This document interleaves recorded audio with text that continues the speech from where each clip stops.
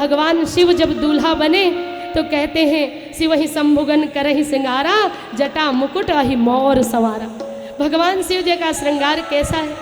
कमर में मृगछाला, कमर में बेल्ट की जगह सर्प, हाथों में कंगन की जगह नाग, गले में बड़े बड़े विषधर नाग, कानों में बिच्छुओं के कुंडल, बालों पर चांद सितारे चमक रहे, ततैये बर्रे और ततैये चमक रहे, मस्तक पर चंदा और गंगा जटाओं में, और उस जटाजूट के ऊपर भी नागों का मुकुट लगा रखा, अहि मोर। नागों का मुकुट लगा करके नंदी पर बैठकर भगवान शिव उल्टी दिशा में मुख करके चले हैं, भस्मी रमा करके। कैसे निराला रूप सजाया है। सबने कहा भगवान ने नंदी पर क्यों बैठे?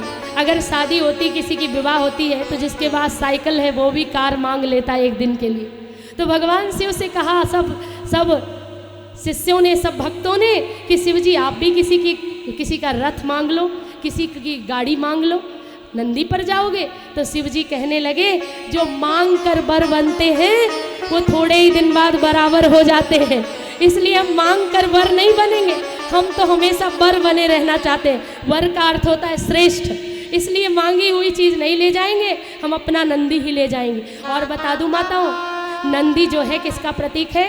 शिव जी धर्म का प्रतीक। और संसार में प्रवेश करते समय भी जो धर्म का आश्रय लेता है, जो धर्म को नहीं छोड़ता, गृहस्थ आश्रम भी उसके लिए संन्यास आश्रम जैसा होता है। गृहस्थ आश्रम भी उसके लिए भगवत प्राप्ति का साधन बन जाता है, जो धर्म को नहीं छोड़ता। तो बैल जो है धर्म का प्रतीक है, इसलिए मेरे भोले बाबा नंदी पर बैठे।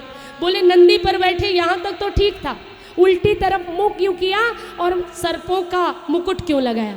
बोले उल्टी तरफ मुंह इसलिए किया, जिधर नंदी की पूंछ है उधर भगवान का मुख है, और जिधर नंदी का मुख है उधर भगवान की पीठ है। नंदी संसार की ओर जा रहा है, और धर्म में, संसार में व्यवहार करना है, धर्म का आश्रय नहीं छोड़ना, लेकिन मुख हमेशा राम की ओर रखना, संसार की ओर नहीं रखना, इसलिए उल्टी तरफ मुंह करके बैठे हैं। बोले अहि मोर क्यों लगाया? बोले इसलिए अगर अच्छा मुकुट लगाते तो सबको लालच आता कि विवाह बहुत अच्छी चीज़ है। अगर सुंदर मुकुट पहनते तो सबको लगता कि हम भी विवाह करें, हमें भी मुकुट पहनने को मिलेगा। इसीलिए भगवान शिव ने सर्पों का मुकुट धारण किया कि गृहस्थ आश्रम नागों को सिर पर धारण करने जैसा है, बहुत आसान नहीं है। तो इसलिए सबकी हिम्मत ना पड़े ब्याह करने की, इसीलिए शिव जी ने गृहस्थ के प्रति बहुत ज़्यादा आकर्षण ना हो, इसलिए अहि मोर सर्पों का मुकुट धारण कर लिया और चल पड़े। विचित्र बारात चली भगवान की। तो कौन कौन बारात चलेगा शिव जी की? चलोगे?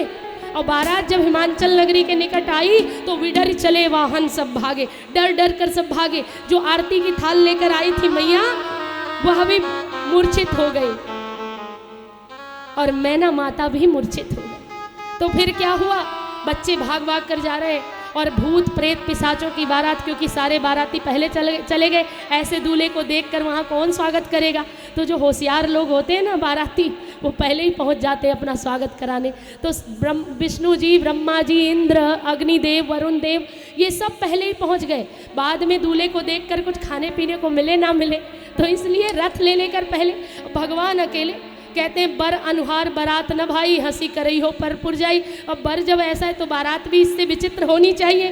तो भगवान शिव ने आवाहन किया, आज तक जो किसी की बारात न गया हो, जिसको किसी ने बारात में न बुलाया हो, वो सब मेरी बारात में आ जाओ।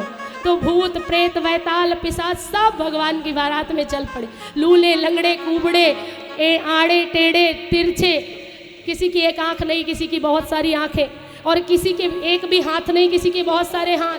कोई को मुखहीन विपुल मुख काहू, बहुमुख कर को बहुपद बाहू, किसी के पाँव ही पाँव, और किसी के कैक्टस की तरह पूरे शरीर में बस नाक ही नाक लगी हुई।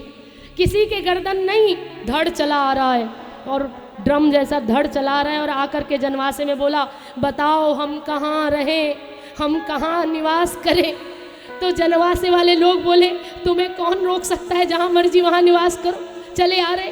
कोई धागे की तरह पतला, तो कोई पीपे की तरह चौड़ा, कोई खम्बे की तरह लंबा, तो कोई चींटी की तरह थोड़ा सा छोटा सा, ऐसे सब चले आ रहे हैं।